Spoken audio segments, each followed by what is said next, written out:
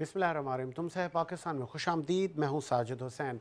मजबूत मुस्तहकम पाकिस्तान पर हम बात करते हैं। कैसे मुल्क को मिल्लत की तामीर और तरक्की में हमने अपना किरदार अदा करना है।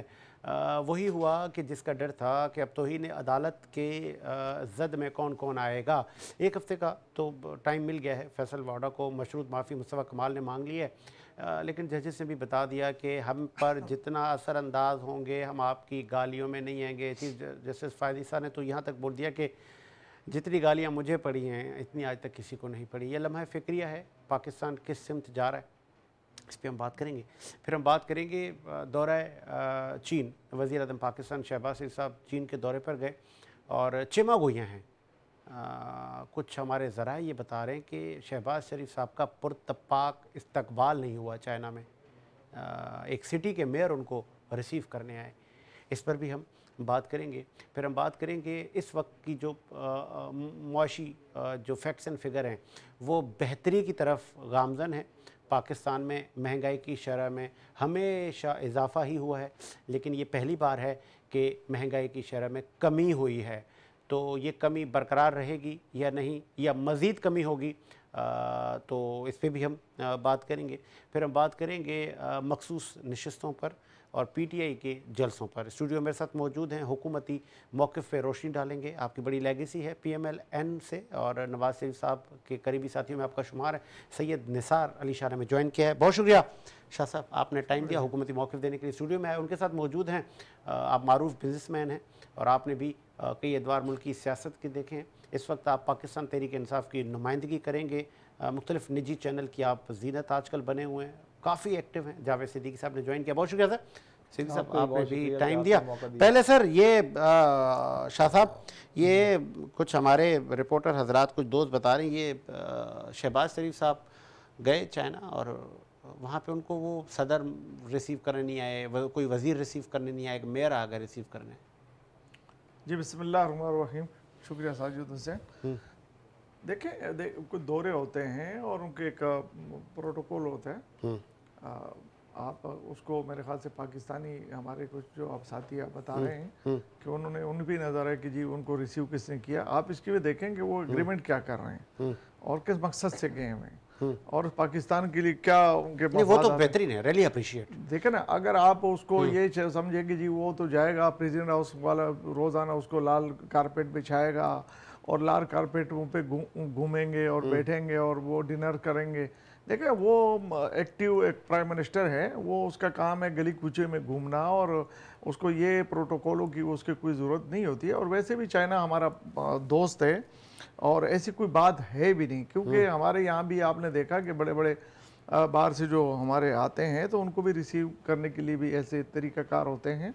एक प्रोटोकॉल होता है कि बहुत बड़ा चाइना है, उसमें एक एरियाज होते हैं, तो वहाँ का मेयर जो होता है वो मेरे ख्याल से बहुत ज़्यादा पावरफुल होता है और बहुत ज़्यादा उनकी अहमियत होती है, क्योंकि वो काम वाले लोग हैं, वो दिन रात काम करते हैं, वो पाकिस्तान के साथ प्यार करते हैं, मोहब्बत करते हैं, वो चीज़ों को नहीं देखते कि जी उन्होंने मेरे ख्याल से शहबाज शरीफ के लिए तो उनकी बहुत बड़ी मोहब्बत वाली बातें हैं। उनकी जो सबका रिकॉर्ड है उस पर उन्होंने बड़ी अच्छी अच्छी बातें की हैं, चाइना वालों ने की है। तो अभी इंशाल्लाह आप रिजल्ट देखिएगा, आप रिजल्ट ये देखिएगा कि दौरा कामयाब है, दौरा क्या है, दौरे में क्या हुआ है, ये इस पे नजर रखें। ये वो कौन सी गाड़ी में बैठ के चले गए, वो बड़ी गाड़ी थी, वो छोटी गाड़ी थी।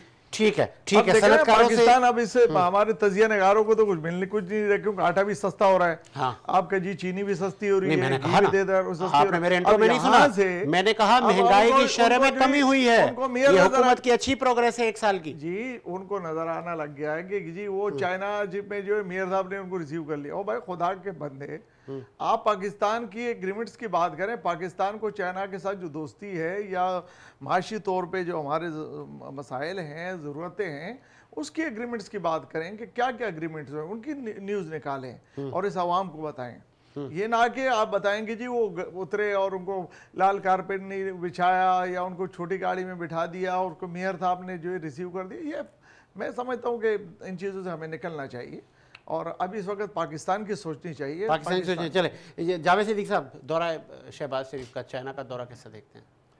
बिस्मिल्लाहिर्रहमानिर्रहीम। देखें अभी हमारे हाजी साहब ने अपनी जो पार्टी की थी बड़ी उसकी अच्छी फेवर की। लेकिन देखें इस वक्त दुनिया में कोई भी बात किसी से छुपी भी नहीं है। मतलब है कि आज अमेरिका में क्या हो रहा है, आज चाइना में क्या हो रहा है, पाकिस्तान में क्या हो रहा है, ये तकरीबन हर पाकिस्तानी के इल्म में है। अच्छा, फिर दूसरी बात, ये जो मौजूदा हुकूमत है और जो 8 फरवरी 2024 को इलेक्शन हुए थे और उसमें जिस तरह हुकूमत बनी थी, ये भी तकरीबन सबके इल्म में, ये भी किससे ढकी छुपी बात नहीं है कि किसने अक्सरियत ली थी और फिर किसने हुकूमत बनाई। अच्छा, दूसरी बात यह है कि चाइना के जैसे अभी आपने कहा, जैसे हमारे भाई ने कहा कि ये कोई बात नहीं है। सर ये कोई बात है। उसकी वजह ये है कि जब कोई हुक्मरान या हुकूमत का सरबराह जाता है तो उससे पहले सारी चीज़ें डिसाइड होती हैं। सेक्रेटरी जो होते हैं वो मीटिंग करते हैं, वो एक पूरा शेड्यूल तरतीब दिया जाता है।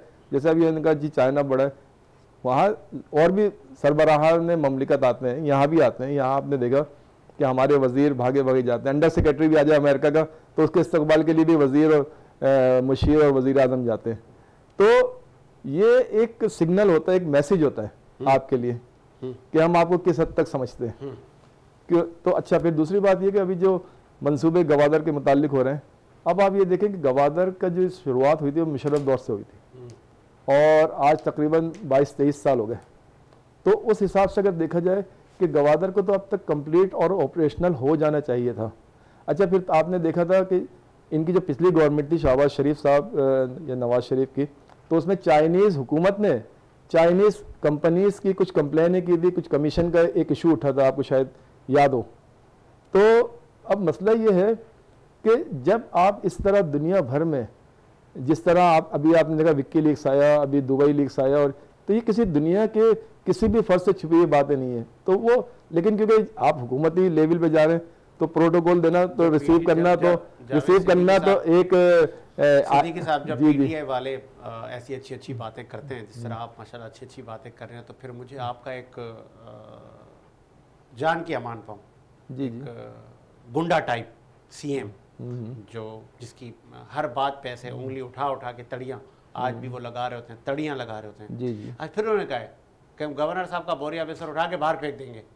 ये गली मोहल्ले की बातें नहीं है क्या? ये सीएम को, चीफ एग्जीक्यूटिव सूबे को ये बातें जेब देती हैं क्या? ये आज तक आप लोगों का जो ये लबो लहजा है हुक्मरानों वाला है या अपोजिशन वाला है? देखें, अगर आप थोड़ा सा पीछे चले जाएं, ज़्यादा नहीं, ये जो अभी इलेक्शन हुए हैं और इससे पहले जो निगरान गवर्नमेंट थी और इससे पहले जो गवर्नमेंट थी, तो क्या उन्होंने बहुत अच्छे ताल्लुकात या बहुत अच्छा माहौल पैदा किया था इस मुल्क में?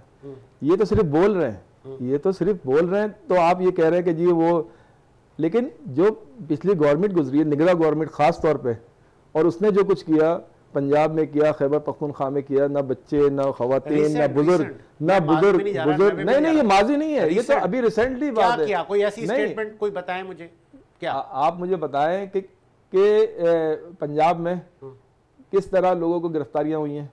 खवातीन तक को गिरफ्तारियां किसी हाजी और मौलवियों की तो नहीं हुई। नहीं, गिरफ्तारियां उनकी हुई हैं जो डंडे लेकर आए थे, जिन्होंने गाड़ियां तोड़ी, जो जिना हाउस में गए। गिरफ्तारी किसी शरीफ आदमी की नहीं हुई। अच्छा, अगर आप ये आप ये जो बात आप कर रहे हैं, तो आप अगर थोड़ा सा पाकिस्तान की तारीख की तरफ जाएं तो उससे कुछ दिन पहले मौलाना साहब और मरियम नवाज साहब ने सुप्रीम कोर्ट में जिस तरह धावा बोला था, गेट फलांग के अंदर गए थे और जिस तरह उधर जजेस के साथ, तो क्या उस पर कोई कानून हरकत में आया? या जो पहले जो कुछ हुआ, एक मिसाल है विक्की लीक्स आया, दुबई लीक्स आया, इसमें जो हुक्मरान जमाते हैं ना, जो हुक्मरान जमाते हैं, इन्होंने जो मादी में गलतियां की आज तक वो उनका दिफा करते हैं, हम उन पर तनकीद करते हैं। आपका ये नैरेटिव था साफ चली शफाफ चली तहरीक इंसाफ चली, तब्दीली लाए हम तब्दीली, वो कौन सी तब्दीली थी? तो सर आप मुझे एक बात बताएं कि अगर हमारा एक जो हुकूमती टर्नओवर देखा जाए तो वो 3.5 साल का था। सही है, सुन ले मेरी बात, सुन ले। सरकार में जहांगीर साहब का जहाज और पाकिस्तान के करप्ट सियासतदान, सारे करप्ट वुज़रा, चीनी स्कैंडल, क्या क्या नहीं हुआ। अच्छा, अभी आपने जहांगीर तरीन का भी नाम लिया और चीनी स्कैंडल का भी नाम लिया। आपको पता है कि जहांगीर तरीन साहब को जो साइड लाइन किया गया था उसकी वजह चीनी का जो लिया क्यों था? शेख रशीद को क्यों लिया अच्छा, था, मुझे आप एक बात, शहबाज गिल को क्यों लिया था, ये सारे आपके यार मुशीर थे। अगर मैं शरीफ नफ्स आदमी हूँ, मैं अपने साथ चोर तो नहीं रखूंगा ना। देखें, एक मिसाल है कि हमारी जो पार्टी है, खान ईमानदार है, लेकिन खान काबीना चोरों की रखता है। मुझे भी बात करने देना, सारी बातें आपने करनी है तो फिर बोले। देखें, कोई भी पार्टी बनती है, आप तारीख उठाएं, जो जितनी पार्टियां बनी है, चाहे वो पीपल्स पार्टी बनी है, चाहे वो MKM बनी है, चाहे वो नून लीग बनी है, तो उसमें बहुत सारे लोग शमूलियत करते हैं मुख्तलिफ पार्टियों के, सही है, जैसा कि अभी आपने कहा।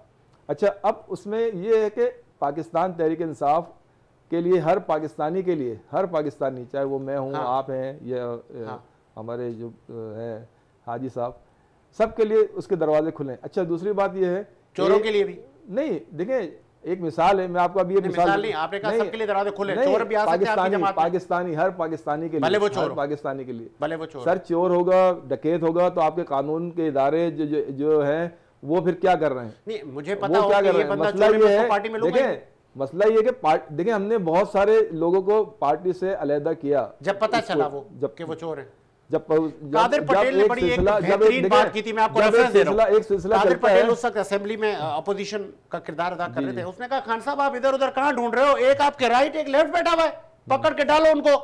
लेकिन खान में जरूरत ही नहीं थी। अच्छा, नहीं, एक मुझे बात बताएं, हाँ, कोई भी किसी भी इसी किस्म का आदमी है, हाँ, उसको देखें, खान साहब का अगर पूरा टर्नओवर आप देखें तो उन्होंने सारे महकमे को फ्री हैंड दिए थे कि जनाब आप जितने भी जो पुराने मुकदमात थे या जो भी था, जो एक अरसे तवील अरसे से पेशियाँ चल रही थी, चाहे उसमें कोई भी हो, तो उसको आप पकड़ें। और आज अच्छा चले, अच्छा फिर खान साहब मिला है, क्या मिला सर? अगर ये 1.5 साल जो रिजीम चेंज आया था, 1.5 साल पहले, अगर ये 1.5 साल नहीं आया तो अभी आप खाकान अब्बासी के बयान देख लें, अपने साद रफीक के बयान देख लें, सनाउल्लाह साहब के बयान देख लें कि उन्होंने कहा इन्होंने तो हमें सबको जेलों में डालना था, हमारे तो मुकदमात का फैसला हो जाना था।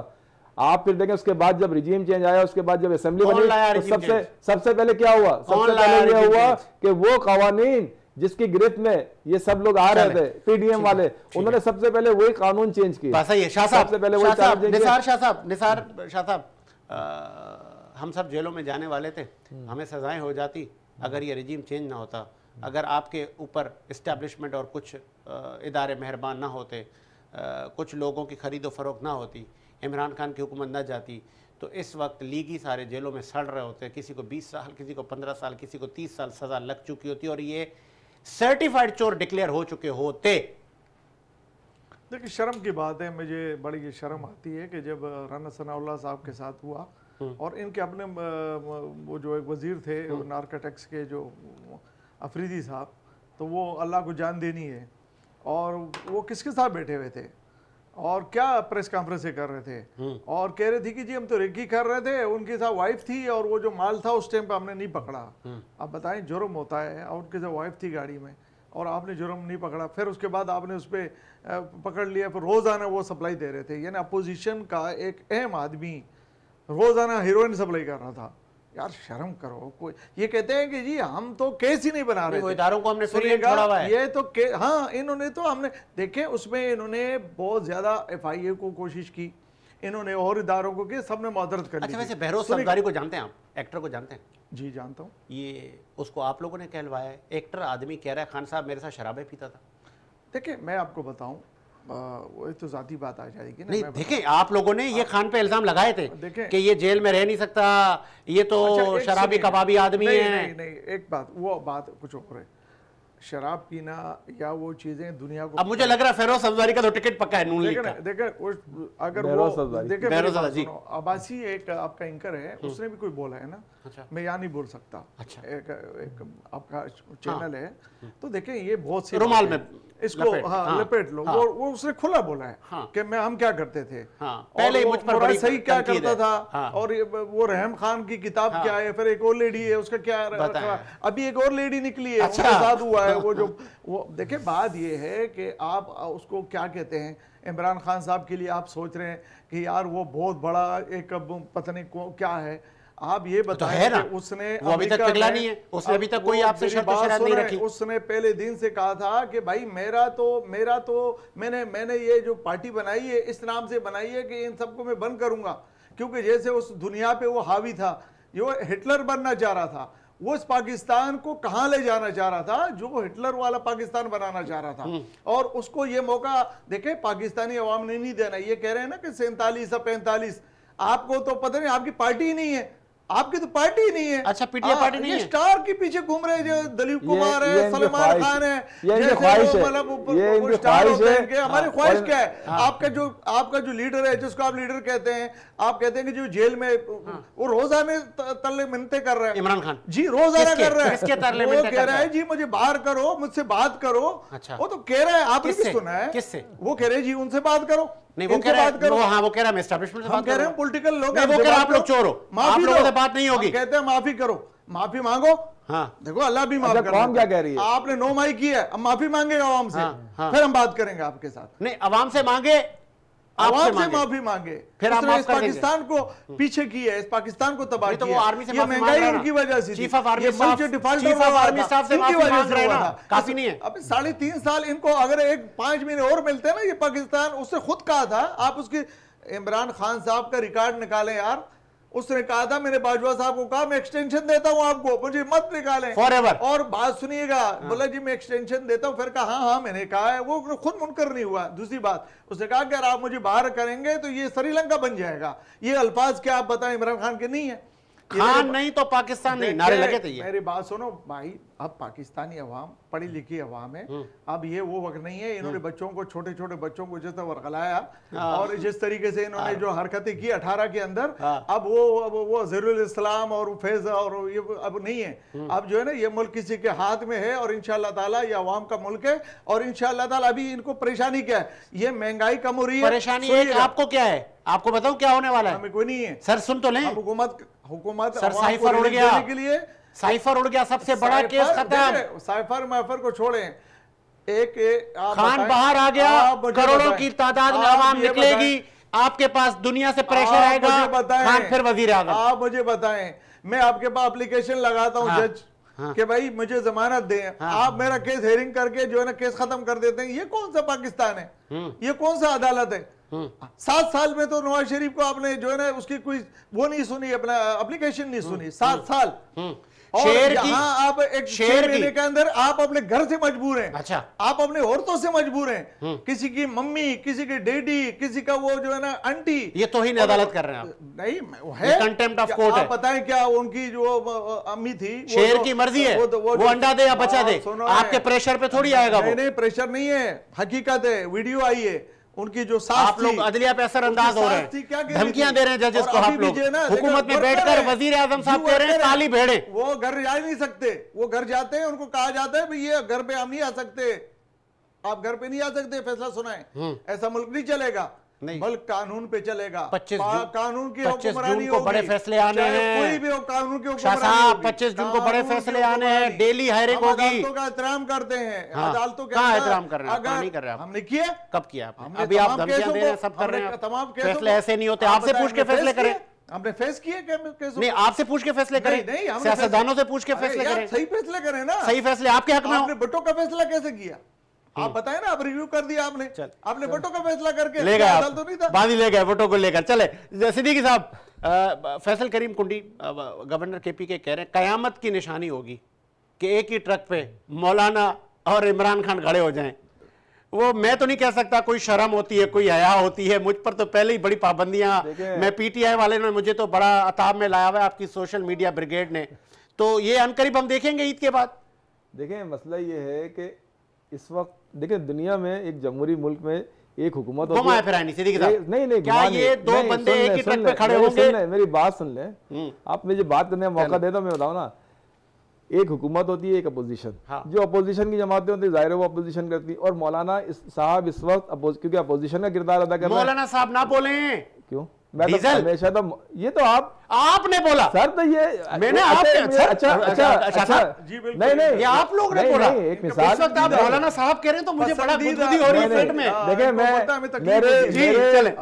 दर्जनों प्रोग्राम किए हैं, किसी एक में मुझे बता दे कि मैंने ये अल्फाज इस्तेमाल किए। सर आपके लोगों ने डीजल कहा, तो सर अभी मैं बात कर रहा हूँ ना आपसे, तो मेरी बात सुने। आप बोले हाँ कहा, नहीं मेरी बात सुने ना, आप अपनी बात क्यों कर रहे हैं? आपने भाई आपने मुझसे जवाब तलब करना है, मेरी बात सुने आप अपना, या तो फिर आप यहाँ पे आ जाए हमारे पास। देखें मसला ये है कि क्योंकि वो मौलाना साहब भी अपोजिशन में, हम भी अपोजिशन में, जाहिर सी बात है अपोजिशन की जमातें एक तरफ होती हैं, हुकूमती जमातें एक तरफ होती हैं, लेकिन ये कोई इतना बड़ा मसला नहीं है। मसला ये है कि पीडीएम के सरबराह थे, मौलाना साहब जो थे वो पीडीएम के सरबराह थे और ये सारी जमातें उनके अंडर में थी और वो इसके अच्छा फिर इन जमातों को करीब लाने में भी आपको पता है कि मौलाना साहब का हाथ था, क्योंकि मियाँ साहब और पीपल्स पार्टी उसके बारे में भी आपको पता है कि बेनज़ीर दौर में उन्होंने क्या क्या बेनज़ीर के बारे में कहा और क्या नहीं कहा, और फिर जरदारी साहब ने उनके बारे में क्या कहा। तो ये मकसद कहने का ये है कि ये चीज़ें ये भूल जाते हैं और 3.5 साल का दौर इनको याद रहता है। अच्छा दूसरी बात ये कि मियाँ साहब कहते थे मुझे क्यों निकाला, वो किससे बोलते थे? अवाम से बोलते थे मुझे क्यों निकाला ना। तो अवाम ने 8 फरवरी 2024 को उन्हें बता दिया कि उन्हें हमने विक्की लीक्स और दुबई लीक्स की वजह से निकाला, क्योंकि उसकी कब अवाम ने कहा? ये तो अभी हुकूमत फिर नवाज शरीफ साहब की है। मसला अभी 8 फरवरी 2024 को जो इलेक्शन हुए थे उसके जो फॉर्म 45 के जो अभी केसेस चल रहे हैं, देखें हुकूमत बन गई, हुकूमत बन गई, फॉर्म 45 की बत्ती बनाएं, ऐसे लपेटें, कान में डालें, कान खोजें और ऐसे हवा में उड़ा दें। अच्छा हुकूमत बन गई, अभी सेनेट बन गया, पार्लियामेंट बन गई। अभी जो स्पेशल जो मखसूस नशिस्तें थी उसको जो कालादम करार दिया गया है, अभी उसका फैसला नहीं आया, सही है ना। अभी आपने खुद कहा कि 26 जून तक कंटिन्यू अदालतें होंगी, फैसले आएंगे, तो थोड़ा इंतजार कर लें। अच्छा सर अभी तो शुरुआत हुई है, अभी तो फिल्म शुरू हुई है, तो थोड़ा इंतजार कर लें, थोड़ा सा इनको टाइम दे दें कि ये क्या करते हैं क्या नहीं करते। उसकी वजह ये है, देखें इन्होंने जो लॉन्ग मार्चेस किए थे, हमारे वक्त में जो लॉन्ग मार्चेस वगैरह किए थे, उसमें उस वक्त पेट्रोल कितना था? 150, डॉलर कितना था? 180। तो अब 180 और 150 पे आपने लॉन्ग मार्च किए, जलसे किए, जुलूस किए, नाकाम किए, वो एक अलग बात है। तो नहीं हम देखें ये तो अपने बोझ से खुद ही गिर जाएंगे। उसकी वजह ये है कि इंटरनेशनल जो इदारे हैं और जो चीजें, जो अभी चाइना में भी आपने देखा कि चाइना के जो कोई मिनिस्टर नहीं आया, तो स्टेटमेंट याद आ गई, मौजूदा सदर आसिफ अली जरदारी ने असेंबली पे फ्लोर पे खड़े होकर कहा था कि हमें ये नैब शेप से नहीं डराओ, ये नैब जब तुम्हारे पीछे पड़ी फिर क्या होगा। और अब सारे आप जेलों में, वो जेल नहीं है ना, जेल में है। जितने आप इनके बयानात निकालें कि ये जी बर्गर की जमात है, फिर आपने देखा कि जमान पार्क में शेलिंग भी हुई, आंसू गैस भी फेंकी गई, फायरिंग भी हुई, हलाकतें भी हुई, लेकिन कारकुन पीछे नहीं हटा। सुने उसके बाद उन्होंने कहा कि ये जी अदालतों का सामना नहीं कर सकते। उन्होंने अदालतों का सामना भी किया, और आपको पता है कि जब उनकी गिरफ्तारी हुई थी वो जिस तरह हुई थी उससे भी इंटरनेशनल प्रेशर आया था।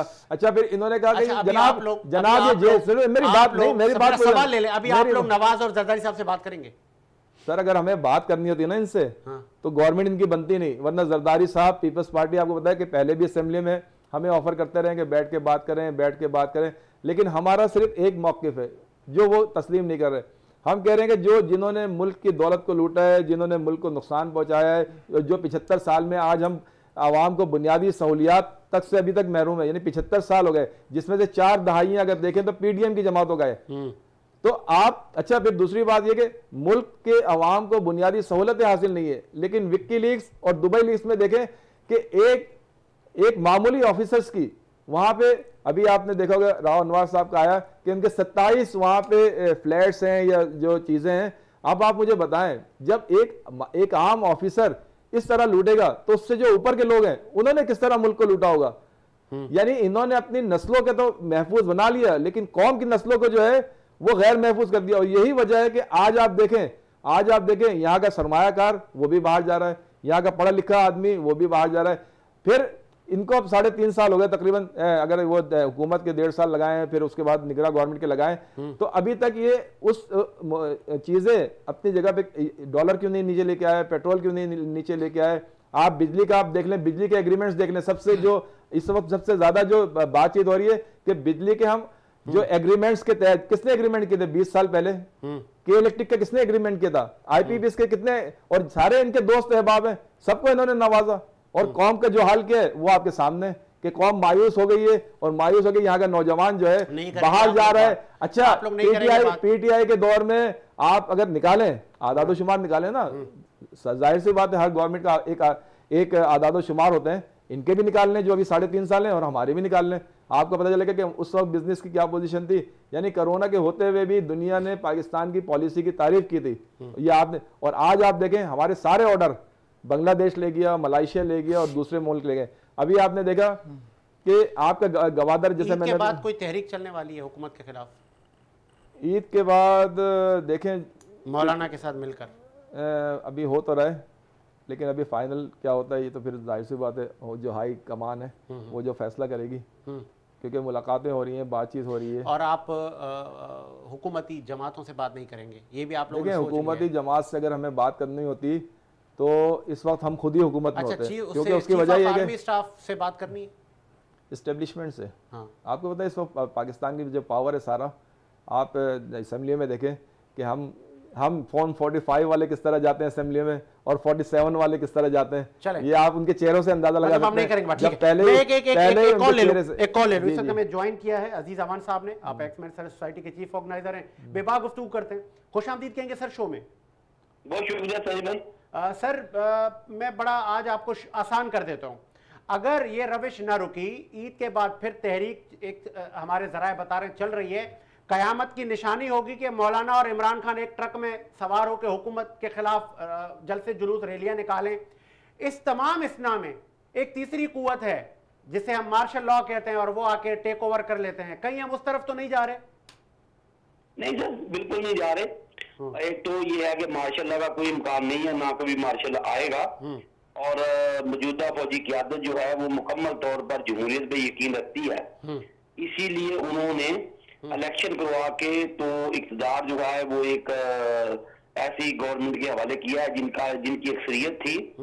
और मैं समझता हूं कि अभी हमारे वज़ीर आज़म साहब जो है वो चाइना गए हुए हैं और पाकिस्तान सही एक सिमत की तरफ चल पड़ा है जहां पे पाकिस्तान को जिसकी जरूरत थी। और आपने देखा कि पिछले 1-1.5 महीने में महंगाई में भी कमी हुई है, चीजें भी कम हो रही हैं, पाकिस्तान में लोगों का इत्मीनान बढ़ रहा है, बेहतर है। और ये सब मिलजुल के फौजी क़यादत है, वज़ीर आज़म, सदर पाकिस्तान मिलजुल कर इस वक्त जद्दोजहद में लगे हुए हैं कि पाकिस्तान के ऊपर जो मुश्किल टाइम है उसको किसी तरीके से पाकिस्तान को उससे निकाला जाए और आम आदमी की जिंदगी को आसान तो बनाया फिर जाए। और ये जो तहरीक की बात आप कर रहे हैं, बड़ी तहरीकें चलती रहती हैं। अगर मौलाना साहब के पास इतने लोग होते तो मौलाना साहब सीटें भी ले लेते। और दूसरा ये है कि ये थूक के चाटने वाली बात है कि कल ये एक दूसरे को कहते थे, इसराइल के एजेंट गालियां निकालते थे, सर मौलाना को डीजल कहते थे, मौलाना को डीजल, जी वही मैं कह रहा हूँ, गद्दार कहते थे, और भी इससे आगे बुरे लफ्ज हैं। डीजल तो बड़ा एक सियासत इनके लिए इज्जत का लफ्ज था। अच्छा। पीटीआई वालों के पास। हाँ। तो आप ये किस मुंह से दोनों मिलकर तहरीक चलाएंगे? आप इनको शर्म नहीं आएगी कि इन्होंने अपने एक दूसरे की माँ बहनें भी नहीं छोड़ी, इन्होंने एक दूसरे के घरों में कपड़े उतार के एक दूसरे को नंगा किया। हाँ। तो अब इनको याद आ गया इक़्तिदार के लिए कि हम दोनों ने एक होना है। अब उस वक्त जब पाकिस्तान एक सही सीमत पे चल रहा है, तो मैं समझता हूँ कि इस वक्त पीटीआई तो मुल्क की दुश्मन है ही है। मौलाना साहब थोड़े से होश के नाखून में और उन कुफ्तों से बचे जो इस्लाम मुखालिफ या पाकिस्तान मुखालिफ कुफ्ते हैं। लेकिन अगर वो फिर भी बात नहीं है तो गवर्नमेंट के पास पूरा इंतजाम है, इंशाल्लाह ताला कोई ऐसी तहरीक ना चलेगी, ना कामयाब होगी, ना पाकिस्तानी अवाम एक लास्ट आपसे मेरा सवाल यह है कि तौहीन अदालत की लपेट में कौन कौन आ सकता है? क्योंकि अदलिया इस वक्त टार्जन बन गई है, वो कह रही है कि हमें गालियां न दें, हम गालियों को सुनकर फैसले नहीं देंगे। तो क्या वज़ीर आज़म शहबाज शरीफ के लिए भी तो खतरा नहीं है सर? नहीं सर, कोई खतरा नहीं है। मैं समझता हूँ कि इस वक्त के जो चीफ जस्टिस ऑफ पाकिस्तान है वो बड़े ही एक मैं समझता हूँ कि अच्छे इंसान है, और वो अदलिया को और पार्लियामेंट को साथ साथ लेके चलने वाले इंसान हैं। और उन्होंने हमेशा कहा कि मैं पार्लियामेंट के साथ खड़ा हूँ।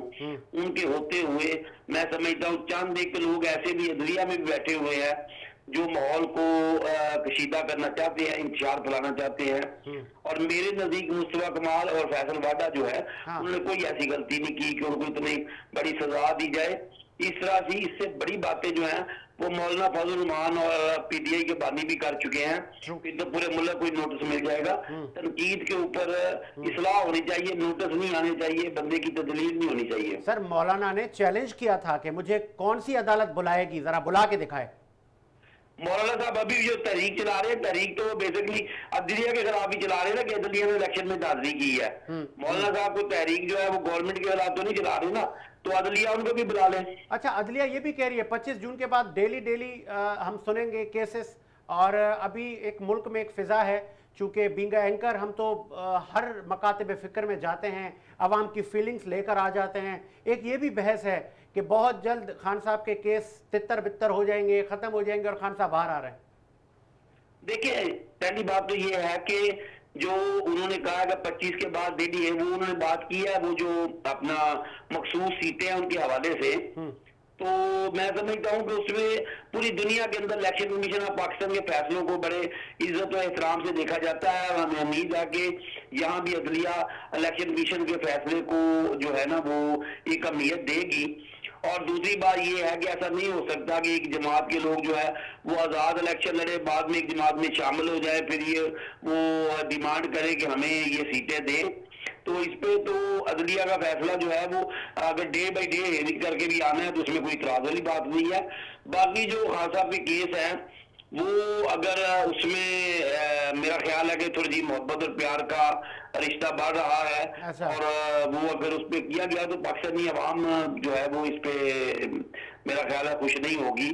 और ऐसा नहीं होना चाहिए कि जो इस बंदे ने पाकिस्तान के आर्मी के हॉस्टेल्स को जलाया, उन पे हमला कराया, जो पाकिस्तान अभी भी देखे ना, कह रहे हैं जिस दिन इंडिया पाकिस्तान का मैच है पीटीआई पहले जो है वो एक तहरीक चलाएगी फौज के खिलाफ और उसके सिपा सलार के खिलाफ। तो मैं चूंकि एक्स सर्विस सोसाइटी का चीफ ऑर्गेनाइजर हूँ और मीडिया कोऑर्डिनेटर भी हूँ, आपके प्रोग्राम की में आ जाने से ये भी ऐलान करता हूँ, अगर ऐसा किया गया तो हमारे पास भी ये हक है कि अगर हमारे सिपा सलार के खिलाफ, हमारी अफवाज के खिलाफ कोई इस तरह का वहां पे ड्रामा रचाया गया तो फिर याद रखना कि हम भी यहाँ पे बानी पीटीआई के या इनके हवारियों के पुतले भी जला सकते हैं, इनके खिलाफ एहतजाज भी कर सकते हैं। मजम्मत करनी हमें भी आती है। बानी पीटीआई का भी पुतला जलाएंगे, हमारा सब कुछ है। इमरान खान का भी पुतला जला सकते हैं, बिल्कुल जला सकते हैं। बानी पीटीआई वही है, सबसे पहले उनका ही जलेगा। अगर हमारे सिपा सलार की कोई इज्जत नहीं करेगा तो बानी पीटीआई जो है उसको हम अपने पाँव की नोक पे भी नहीं समझते। नहीं तो ये सिद्दीकी साहब स्टूडियो में बैठे हैं, वो कह रहे हैं कि हम किसी पार्टी से बात नहीं करेंगे, हम करेंगे तो चीफ ऑफ आर्मी स्टाफ से बात करेंगे। तो एक तरफ तो ये कहते हैं कि चीफ ऑफ आर्मी स्टाफ को सियासत में आना नहीं चाहिए, दूसरी तरफ चीफ ऑफ आर्मी स्टाफ से बात करना चाहते हैं। ये सियासी लोगों से बात करें। इन्होंने पहले कहा था कि जी फौज मुदाखलत करती है, तो फौज अगर अब साइड में बैठी हुई है तो उनको क्यों कह रहे हैं कि जी हम आपसे बात करना चाहते हैं। सियासी जमातें बैठी हुई हैं, एक सियासी जमात का बंदा प्रेसिडेंट है, एक सियासी जमात का बंदा वजीर आज़म है, उनसे ये बात करें। इन्होंने चीफ ऑफ आर्मी स्टाफ से क्यों बात करनी है? फिर कल को कहेंगे चीफ ऑफ आर्मी स्टाफ की मुदाखलत हो गई है। क्या बात है, बड़ी खूबसूरत आपने बात की। जावेद सिद्दीकी साहब आप कॉल पर हैं, अवान साहब मैं जरा ये आप ये सुन लाएं, ये देखें, ये होती है बात कि आप लाते भी खुद हैं फिर तनकीद भी खुद करते हैं। देखें मसला ये है, अभी अवान साहब की मैंने पूरी गुफ्तगू सुनी और इन्होंने कहा इसके कपड़े उतार दिए, उससे कपड़े उतार दिए, तो शायद अवान साहब मरियम नवाज की वो प्रेस कॉन्फ्रेंस भूल गए कि जिसमें उन्होंने कहा था कि हमारे पास इतनी वीडियो हैं और हम ये वीडियो लीक कर देंगे। आप मुझे बताएं कि इधर और भी सियासतदान और सियासी पार्टियां रही हैं, कभी किसी सियासी पार्टी की किसी लीडर ने कहा है कि हमारे पास फाश वीडियो है या हमारे पास टेप है या कुछ है, ये ब्लैकमेलिंग? तो और फिर मरियम नवाज के ये वीडियो ऑडियो कितनी चली सर? हमने जो जावेद वो नैब के जो वो थे उस वक्त के, उस तक की वीडियो चली नहीं वीडियो चली। देखें वो वीडियो भी इन्होंने चलाई है, किसी ने चलाई, जो आप लोगों ने उसको ब्लैकमेल किया, फिर उनसे आप लोगों ने काम लिए। सुने ये मरियम नवाज नहीं, आप मुझे बताएं कि बेनजीर साहिबा भी तो इसी मुल्क की वज़ीर आज़म थी। नहीं मैं आपसे पूछ रहा हूं, मैं आपसे बात कर रहा हूं। उन्होंने देखिए ये सियासत में जो आपने गलत इक़दाम रख, देखें किसने किए? देखें पीटीआई तो अभी 2018 माफी मांग रहे हैं, कौम से शर्मिंदगी है। नहीं, कौम ने तो हमें वोट दिए, कौम ने तो हमें वोट दिए, मुंतखब किया, माफी तो उनको मांगनी चाहिए जो जाली फॉर्म 45 के तहत आए, फॉर्म 45 वो 47 के तहत आए। फॉर्म 45 को इतना केटू की चोटी नहीं है ये। इस आपको पता है कि कितनी जमातों ने हिस्सा लिया था? सबके पास फॉर्म 45 है, सबके पास एविडेंस मौजूद है। इसका फैसला कोई इतना बड़ा मसला नहीं है। इसका फैसला इंशाल्लाह जब अभी आप देखेंगे कि जो 25 जून कर लो ना। नहीं इंतजार नहीं, आप चले आप ना मांगे कौम से माफी, आप आर्मी से माफी। मसला ये है कि कौम ने तो हमें वोट दिए, हमें मुंतखब किया, फौज से माफी मांगे। कौम अच्छा ISPR का जो एक बयान आया था, नहीं आप माफी मांग रहे फौज से कि यार हमें जहाज नहीं चलाने थे। किससे आप मांगे? फौज से नहीं, तो हम तो कह रहे हैं कि जो आपके पास 40 चीज मौजूद है सब है, उनके ऊपर केस चलाएं और जो लोग मुलविस हैं आप पहले पूरी साजिश नहीं सर, शहरियार आप कह रहे हैं GHQ चलो, नहीं यार खुदा का खौफ करें सिद्दीकी साहब। अच्छा मुझे एक बात बताए, फिर लाहौर के कोर कमांडर ने रिजाइन क्यों कर दिया था? उसको क्यों निकाला था? इसलिए कि उसने फायरिंग करना या रोकने का, क्योंकि वो हिस्सा नहीं बना। नहीं मानेंगे सर ये। अच्छा दूसरी बात किसी से नहीं, आप लोगों की माफी का देखिए, माफी का मसला नहीं है, मसला ये है कि आपका जवाब एविडेंस मौजूद है। आप निगरां गवर्नमेंट से शुरू करें, बनी अपना जमान पार्ट्स में जो शेलिंग हुई, यानी लोगों को इतना डिप्रेशन में ले गए, और फिर जिस तरह गिरफ्तारियां हुई, तो आप ये सब तसलसल से चलेंगे तो आपको असल मुजरिम सामने आ जाएंगे। इस वाकये के असल मुजरिम कौन है? मुझे याद है ना सर, मैं आपके कहने में मेरे कहने में होगा सर, मैं बताता हूं जानती है, मैं बताता हूं। आपने देखा आवाम में रिएक्शन क्या आया? बानी पीटीआई ने गाड़ी में बैठकर एक वीडियो बनाई थी, कहा था कि अब मुझे अगर गिरफ्तार किया गया तो उसका नतीजा बुरा आएगा। वो क्या था? वो कोई नतीजा बुरा आया ना, हमने देखा ना, तो कौन को उकसाया ना आप लोगों ने। एक लीडर कहेगा कि अगर मैं नहीं तो मुझे एक बात बताएं कि ये बयान जरदारी साहब एक वक्त में जरदारी साहब ने कहा था कि आप 3 साल के लिए आते हैं, हम आते हैं, अरे नहीं करें ना सर, आप अपनी जवाब दें, अपना दें, 36 बयान में छोड़े, पीपल्स पार्टी का आदमी होता तो मैं उससे पूछता ना सर। 36 बयान नवाज शरीफ के निकल आएंगे, 36 बयान जरदारी साहब के निकल आएंगे, 36 बयान मौलाना के निकल आएंगे, तो फिर आपने शुरू से कानून को ऐसा सख्त क्यों नहीं किया? चले बस सही है, ठीक है, तो आपने शुरू से कानून नहीं देखे, फ्री कर दूं। 75 साल में आपने कानून को इतना मजबूत क्यों नहीं किया कि लोग इस तरह की बातें और इस तरह की सोच को तब्दील करते हैं? लेकिन आपने हमेशा हमने भी वो किया, हमने जो नवाज शरीफ ने किया हमने भी वो किया। आप अवामी राय का एहतराम करें ना, जो अवाम मैंडेट देती है उसका एहतराम क्यों नहीं करते? ठीक है अवान साहब, आपने जवाब सुना होगा, कैटेगोरिकली इसका जवाब दे तो फिर मैं आपको अल्लाह हाफिज करूं। जी जी मैं फाजिल भाई मैं ये कहता हूँ, माफी नहीं मांगेंगे पीटीआई वाले, वो कह रहे हैं हम सवाल नहीं कर रहे। मेरी पहले बात सुनिए, बात ये है कि हमने जब अगर कोई इस तरह की मरियम नवाज बात करे या नवाज शरीफ करे या कोई और करे, हमने हमेशा उसकी भी मजम्मत की है कि किसी को भी अदारों के खिलाफ नहीं बोलना चाहिए। दूसरी बात ये है कि आपको पता है कि जब वजीराबाद में बानी पीटीआई के ऊपर फायरिंग हुई या करवाई गई, जो भी हालात थे, तो उस वक्त उन्होंने डायरेक्टली एक उस आर्मी ऑफिसर का नाम लेके बल्कि एप्लीकेशन दे दी कि इसके खिलाफ FIR हो, एक भी उसमें 2 ऑफिसर को शामिल कर दिया। उसके बाद ये जो आप कह रहे हैं ना कि 9-8 मई का वाकया, इसमें सारी फुटेज मौजूद है। तो कोई कह रहा है कि इमरान खान नहीं है तो पाकिस्तान नहीं है, कोई कह रहा है इधर जाना है और इधर जाना है, ये सब कुछ जो हुआ है। तीसरी बात ये है, जो 8 मई का वाकया हुआ है, इसकी माफी मांगनी पड़ेगी, वगरना इसके लिए कोई बिल्कुल 1% भी जो है ना, वो आप अगर कहेंगे ना नरमी, तो वो नहीं है। और आखिरी बात जो कोर कमांडर की है, कोर कमांडर को इसलिए नहीं तब्दील किया गया था कि उन्होंने कोई वहां पे इस तरह का इनकी बात नहीं मानी है। उनको तो इसलिए तब्दील किया कि उन्होंने हालात को उस वक्त कंट्रोल सही तरीके से नहीं किया, सिक्योरिटी रीजन की वजह से उनको तब्दील कर दिया गया था। और तीसरी बात यह है कि उस दिन फौज ने जितनी तमलनादी का मुजाहरा किया है, ये पाकिस्तान की तारीख में एक मिसाल।